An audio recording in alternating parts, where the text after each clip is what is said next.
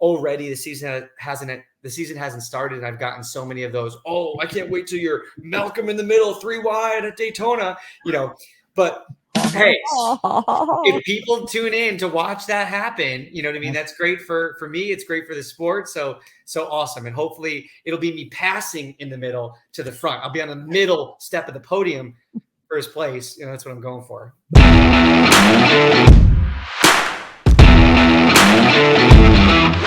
Freak Nation, as I promised, Frankie Muniz joining us here in the Freak Nation. And Frankie, we have a history here with the Speed Freaks. We're Malcolm in the Middle fans, fan of your acting, your music, and of course some of your voice work. But if you look back at the history of Speed Freaks, do you have any idea how old you were the first time you came on Speed Freaks? I don't know the first time. I do remember us being at Long Beach my first year in Atlantics and getting interviewed. So I don't know if that was my first time, but that was what, 2007? You were 6. Yes, you were 21 years old, and look at these two sexy bastards right here. Frankie Muniz in the Speed Freaks pits, Malcolm in the Middle fame. But now, from what you say, the only actor turned racer full-time that you know of, right? Yeah, I know a lot of actors have wanted to become race car drivers and have gotten involved in racing as a hobby.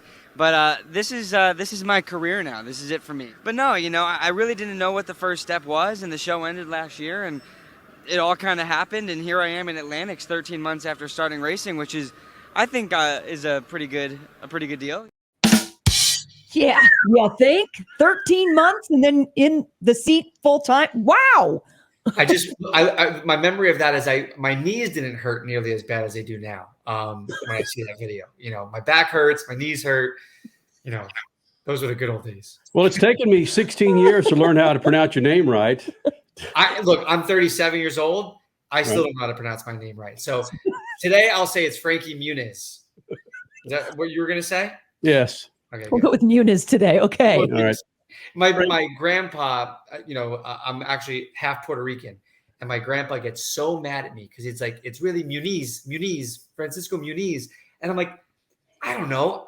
Maybe my mom couldn't say it right. You know what I mean? She's like Italian Irish, and we became Muniz. I don't know. So that's what it is today. So hold on though. Has your mom ever called you Francisco when she's mad at you? No, never. To be honest, she told me that she's mad. I mean, I'm the 4th actually. So I'm Francisco Muniz the 4th. Oh, okay. So she's like, I didn't really want to name you Francisco, but I felt obligated to. Her maiden name is Pirelli. So she wanted me to be Tony Pirelli. So I'm happy that didn't happen. But I'm going Muniz in the end. I don't think I've ever told anyone that. Well, we spent a good 5 minutes learning how to pronounce your name and talking about what happened 21 years ago. All right, Frankie Muniz joining us here in the Freak Nation again, running for the ARCA series. Looking at the team that you're running for, Frankie, the Rhett Jones Racing, they have a history in racing, in particular the trucks and the ARCA series. Walk us through this. Who contacted who? Why did you want to get back in the seat? Because as you saw in that little clip, you want to be a big-time race car driver. Yeah, I mean, that was 2007, the interview that you showed. Mm-hmm. Obviously, I raced from 2006 to 2009. I got pretty badly hurt the end of the 2009 season in Atlantics. Always thought I'd go back racing. That's where my head has been. But kind of life, other things happened. I took longer to heal. I started playing drums in a band, started doing other things. And I can't believe 12 years had passed, or 13 years had passed since I'd raced. And it hit me that I'm not getting any younger. And if I want to do this and I want to reach that goal or reach that dream or be the best driver I can be, I need to do it now. So to be honest, about a year ago, when I made the decision to go back racing, I was like, I don't really know anyone in the stock car world. If I was going back open wheel racing, I still have a lot of friends that are there, a lot of the team owners I know and all that. But, the stock car world, it's a whole different beast. But I had done a small event with a guy who owns Irwindale Speedway. His name is Tim Huddleston, and he has a late model team and an ARCA West team. I was like, hey, what can I do? And so he put me in a bunch of late model races. I showed a bunch of speed and caught the bug again. And it's been my goal from that moment forward to get into the ARCA series. That said, when it comes to racing, there's so many factors that have to be aligned, so many things that have to be aligned perfectly. You need sponsorship money, you need the team, the timing, everything has to come together. And we were always kind of missing one piece. And I met with a lot of teams. I met with and talked with a bunch of teams in ARCA and trucks, some Xfinity teams, even though I always knew that was a bit of a leap. But just to kind of learn and figure out what people thought might be the best path for me. And when I sat down with Mark Rett, I knew immediately that I wanted to sign with them. There was just some connection that he and I had, and he understood what I was trying to achieve. And I felt like he was going to give me the best possibility to move forward the way I want to. So signed with him. I have a great relationship with Ford. So that was also, a big part because he's a Ford team. And, and we had our first test this past weekend and it went great. I'm thrilled with being a part of the team and the decision I made. And I think we're going to have a really, really fun year.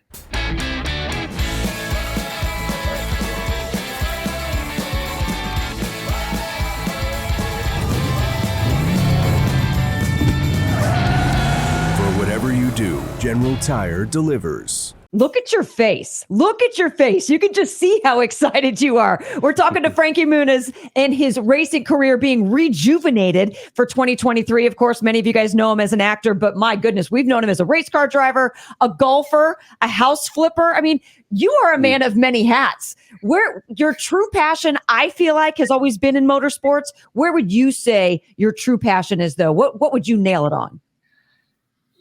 That's part of what made me go back to racing. I'll back up a little bit. I talk a lot, so forgive me.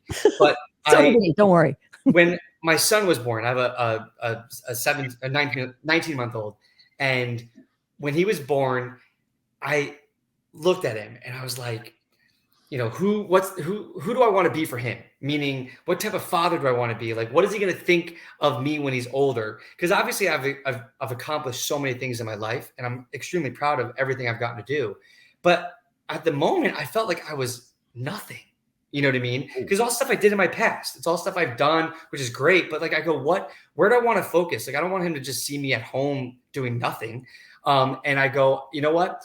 I love racing. I want to do it. I want him to grow up seeing me really reach for something that's tough, that's a dream, that's, he's going to see me working hard.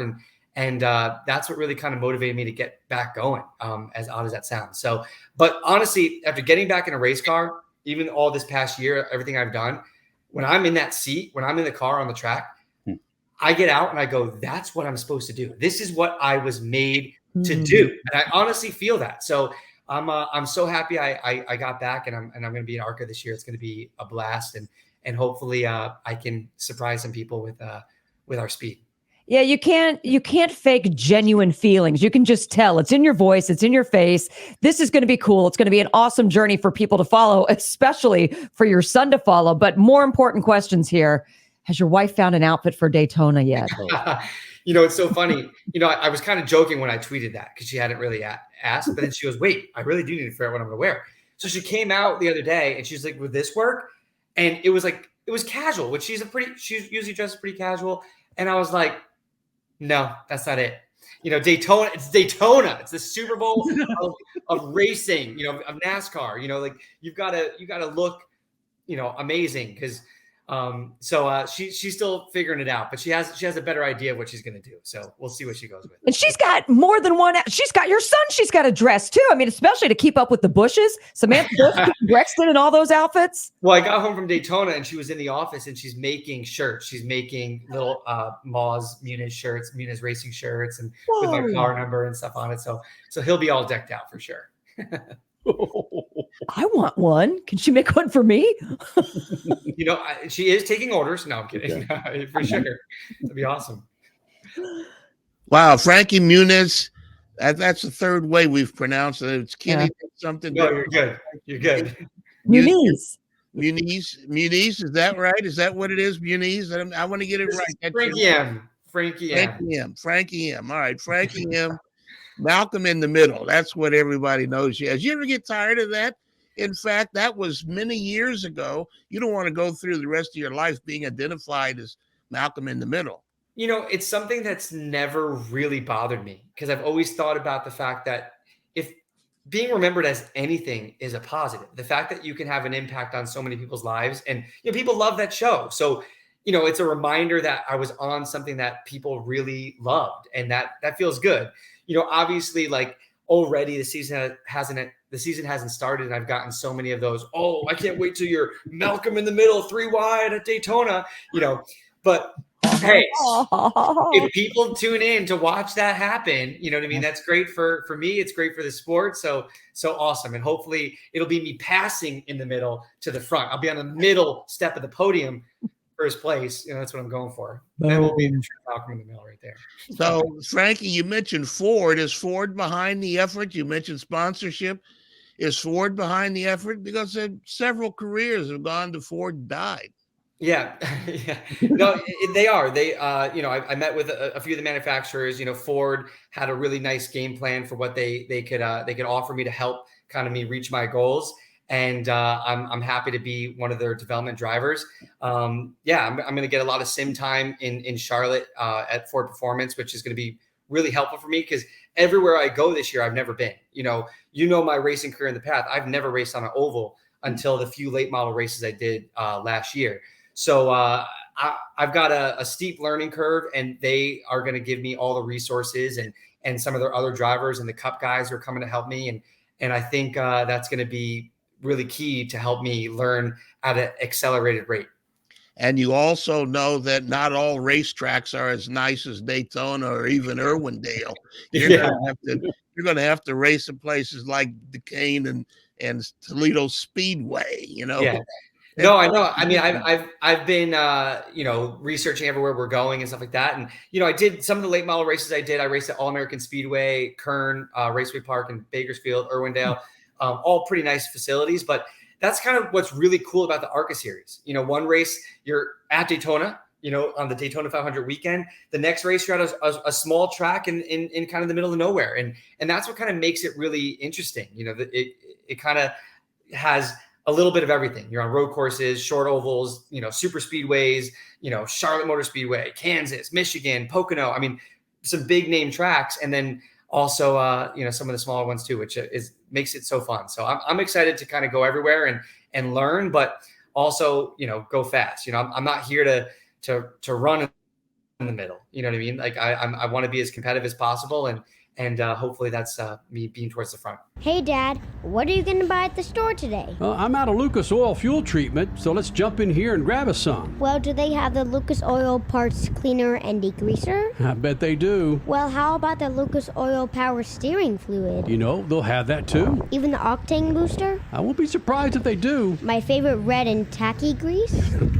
Yes, they will, babe. Dad, when we're done, can we grab some candy? Deal, but you gotta share. Awesome! Lucas works. You mentioned earlier that a lot of this is to do this for your son, so your son can see you competing and being passionate about something in the present time.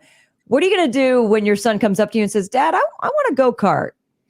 Well, I'm not going to lie. That's a little bit of why I want to get back into it too, because I'm hoping it motivates him in that direction. You know what I mean? Because I want to be involved in motorsport for the rest of my life in some capacity. So whether it's me driving for the next 5-10 years and then becoming a team owner in some capacity or something, but I would love it if he raced. My wife, on the other hand, she's like, no way is he getting in a car. Granted, he sees a steering wheel, he sees a car, he's obsessed. So I think she's going to have a tough time keeping him out of a car.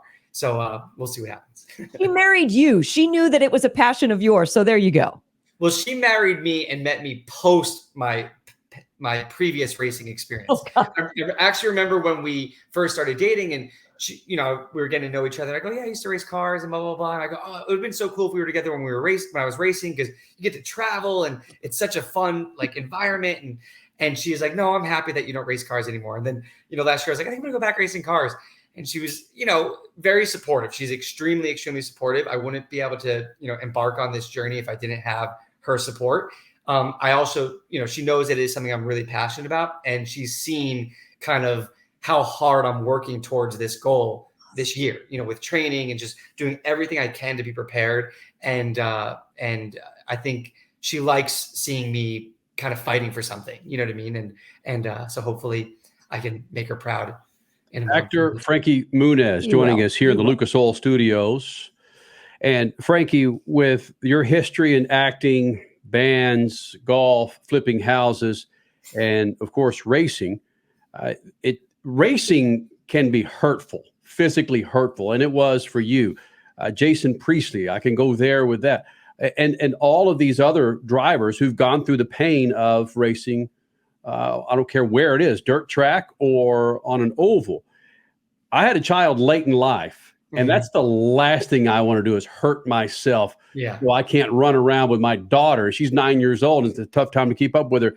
Does that come to mind for you? Hold on, Frankie, though, real quick, because I want you to get at him for asking this question. Meanwhile, he just had a skiing accident 2 weeks ago and a mountain bike accident about a year ago. So, yeah, give it right back to him.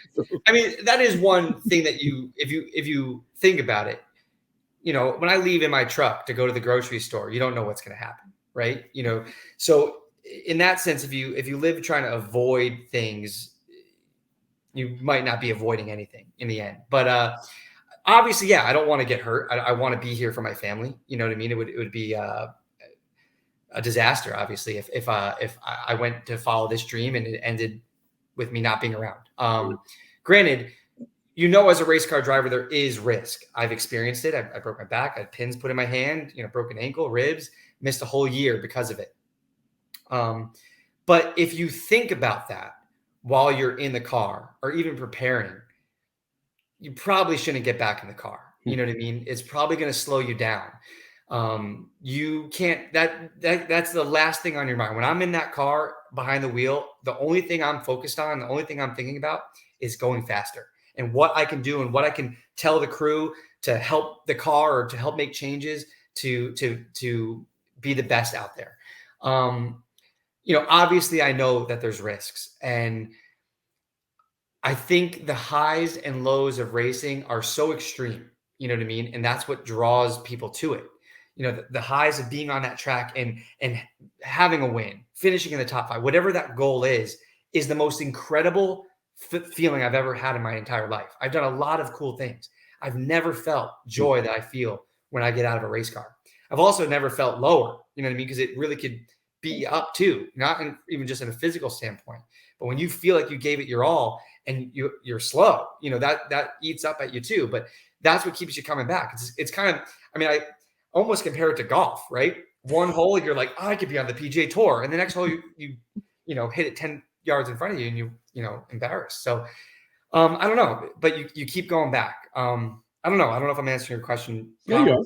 Yeah, but it's from the heart. That's what we wanted. Statman, go ahead. Yeah, so Frankie M. I'm sorry. Frankie Muniz. Call me number 30. Number 30. Oh, there you go. Frankie number 30. All right. You've described you're an actor. We've called you an actor. Your bio says there's drummer in there somewhere. Now you're a race car driver. What if a band comes to you and says, we want to go on a world tour? Or a director comes to you, what James Cameron says, we want to do Avatar 95. Or, well, maybe Avatar 95. Yeah, right, exactly. Or if it's straight to DVD, for sure, I'm in. So what are you going to say? What's it going to look like to you when you 5 years from now and you say, Frankie, I'm a. Well, here's the cool thing that I thought about the other day, because someone asked me a similar question. I'm 37 years old. I've experienced so many things, right? I've lived a ton of lifetimes of different careers and been so fortunate, and I appreciate it now more than ever, right? I can take all my past experiences of the things I've done, and they've made me the person I am now, but I'm choosing to do what I'm doing right now, right? I could do a lot of things. I could do nothing if I wanted to, right? I could play golf all the time. I could go acting. Whatever it is, I could choose to do. I'm choosing that this is the path that I want, and this is where I want my time and effort to be for my life. Now, that doesn't mean will I say no to every other opportunity that comes my way. No, I won't let it interfere with the racing. That's priority number one. But if we've got, like, between the Phoenix race and Talladega, there's 6 or 7 weeks where we're not doing anything. We're not going to really do much testing because Talladega, you can't really test for Talladega except for going to Talladega.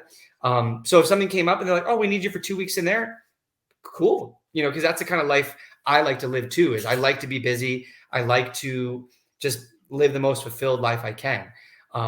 As long as it doesn't interfere with the racing, I'm not opposed to other things, but I am a race car driver first. I can tell you that. So James Cameron or Antoine Fuqua, when they call and say, so there's a chance. Is that what you're saying? Well, look, I've done this before, right? In the sense, like when I was acting, I left at the height of my career to start racing.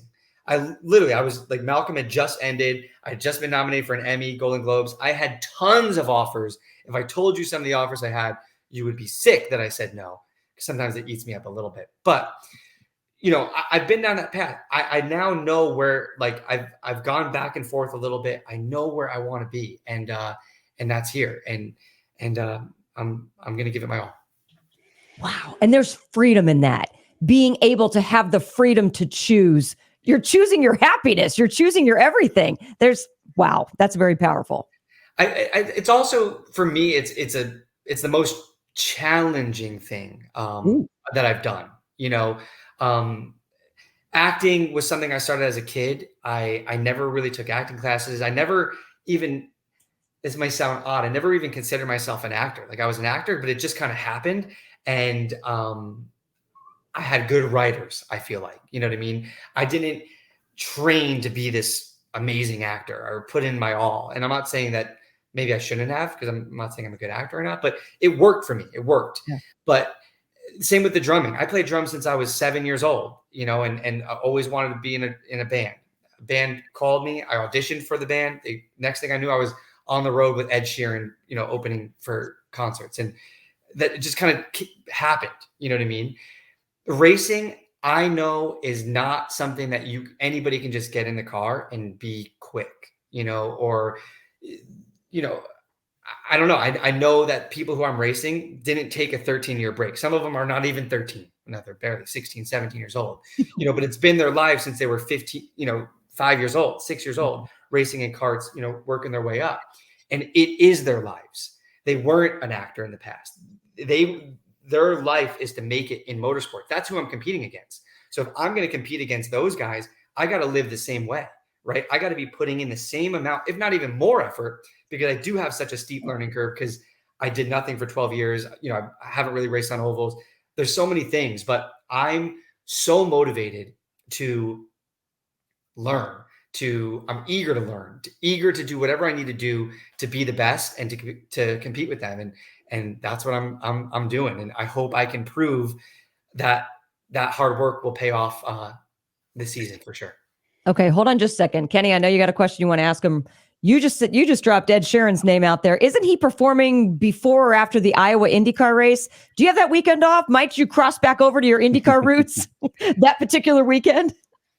What's funny is I looked that up. I don't think Iowa's not on the national schedule. I think the Iowa race is a ARCA East race, but I think it is that same weekend with IndyCar. So maybe we need to do that race as well. But I want to see you on stage too. What was that? I want to see you on stage with him too. No. I'm definitely retired from drumming. I won't be going back to that. That I'm done with. Frankie Muniz, actor, race car driver, drummer, joining us here. Nope, retired drummer, joining us here in the Freak Nation. Statman brought to our attention that the car you're going to be running, there's a certain history to the chassis that you're going to be running. Do you care to share that with the Freak Nation? It's something that I just found out too, like kind of in the past week. And when I started putting all the pieces together of what it actually means, I actually got pretty emotional. In 2001, I was in the pace car for the Daytona 500. And Sterling Marlin, who drives the number 40 car, he was either on pole or first or second. So he was right behind me in the pace car. So there's actually a video of me in the pace car, and the only car you see is that number 40 Coors Light Sterling Marlin car. It's CRG 005 is the VIN number, is the chassis number. It was a Chip Ganassi Racing chassis. And that day I was in Kenny Schrader's pit. So he gave me an M&M's jacket. And I have 3 signatures on that jacket. Kenny Schrader, Sterling Marlin, and Dale Earnhardt. So Dale Earnhardt, he came up to me at the drivers' meeting actually, and he told me, I just have to say, I'm a huge fan. Your show has brought me and my daughter so much closer. And I was 15 at the time. I was like the hugest NASCAR fan. I was in awe that a hero of mine was saying that they were a fan of mine. And then when everyone was climbing in their cars, he stopped me again and like shook my hand. And he goes, man, I love your show. I love your show. And he got in the car. So I got in the pace car. We drive around. At the end of the race, I still wearing the M&M jacket. I had Kenny Schrader's crew in my headphones. And the 3 cars that were really involved in that incident were Sterling Marlin, Kenny Schrader, and of course, Dale Earnhardt. The chassis that I'm driving, that I drove at Daytona this weekend, is Sterling Marlin's car that he raced in 2001 at the 500. And it's a really weird kind of like, at first it kind of, I don't want to say creeped me out. It was a little eerie to think about when you put all those pieces together, but it made me actually feel like I'm exactly where I'm supposed to be in my life. You know what I mean? The fact that really one of my first NASCAR experiences, was that race in person, and that now my first NASCAR ARCA experience as a race car driver is in that same car is pretty, I don't know, kind of a crazy story, pretty remarkable to me. So it's incredible. Wow. That I have not heard the story told like that before. Wow. Yeah, it's like literally. I actually called my mom when I found out, because I watched a video, and I'm not a person who likes to watch videos of crashes, right? But I watched the last couple laps of the 2001 Daytona 500 because I was like, someone had mentioned like, oh, I can't believe he's driving that car, like significance it has to the incident, and I watched and it brought me back to that moment that I felt watching the race live, and then finding out an hour later that Dale Earnhardt had died. I had never cried that hard in my life. And I ran down, we were staying in the Hilton that's right across the street from Daytona, right in turn 4, basically. And I ran down, and my mom was in the bar of the hotel with Humvee Wheeler, the owner of Charlotte Motor Speedway, and a few other track, execs and stuff. They were all just hanging out. And I ran down and full bar, and I go, Dale Earnhardt died. And it was like the most, I don't know, insane moment of my life. Like to have to deliver I didn't have to deliver the news, but I did deliver the news to so many people, and you could hear a pin drop. And I remember flying out the next day. We were flying out of Daytona, and the airport is right behind the track. And as we took off, everybody was silent, and everyone was just looking at the track. And it was just the most somber experience of my life. And it brought me back to that just literally 3 days before getting into the car at Daytona. And I called my mom, and I was like, Mom, like, I kind of told her the story and the tie, and I actually started crying, you know what I mean? Because I don't know, it's just such a crazy experience. And like to be following this path and something that I want so bad. And like I said, I feel like it is telling me, it's the universe telling me like, this is where I'm supposed to be. You know what I mean? So I'm hoping that's the case next month. And the test went really, really well. We followed our program, and we only ran a few laps, but we ended up being 6th fastest, I think, which was top 10, baby. So I'll take it. That chassis is 22 years old. It's a beautiful thing. So I'm excited for it. Its knees aren't hurting. Its back isn't hurting. Yeah. It's ready to go. Yeah. Dude, you're in the car on the track. Yeah. Whoa. Yeah, it's pretty wild. Pretty wild. What a story. Holy smokes. That's not ending it on a downer, is it? No. Right? No. I mean, no. Okay. Look, like I said, I think I'm meant to be where I am right now. And I'm so excited for Daytona. I'm so excited for the race. I'm so excited to get out there and compete. It's been a while since I've gotten to compete, and especially, at that level. So I'm really, really excited. Yeah, it's putting a bow on it, Kenny. Yeah, it's bringing the story full circle, especially that jacket. Just get that in a frame right now. Get a shadow box, protect that thing. There's just a few instances in our lifetime. Well, the last 20 years, it's It's our 23rd year, Frankie, of doing Speed Freaks. And there are those occasions where the three of us know exactly where we were when certain occasions hit. And we were fresh, still wet behind the ears in February of 2001 when Dale Earnhardt died. It's like, whoa, this is not a benchmark, but here's the first instance that we're going to remember as Speed Freaks. Yeah. Yeah. I think everyone, it's one of those moments in life, if you're a race fan, or even if you're not, like that's something you're going to remember forever, where you were. I don't have the best memory, but I remember that day very vividly. But hope to make more memories at Daytona and maybe some more positive ones. Heck yeah. No. It's coming. 2023 is going to be amazing. Frankie, we will see you more times than I care to admit this year, buddy. All right. Whenever you'd like me on, I'd love to come back and chat with you guys. It's awesome. Known you guys for such a long time, and I'd love to come back. I'll help turn your wife into a race fan. Oh. We got this. Sounds good. Frankie Muniz here in the Freak Nation. Thank you, Frankie. Thank you.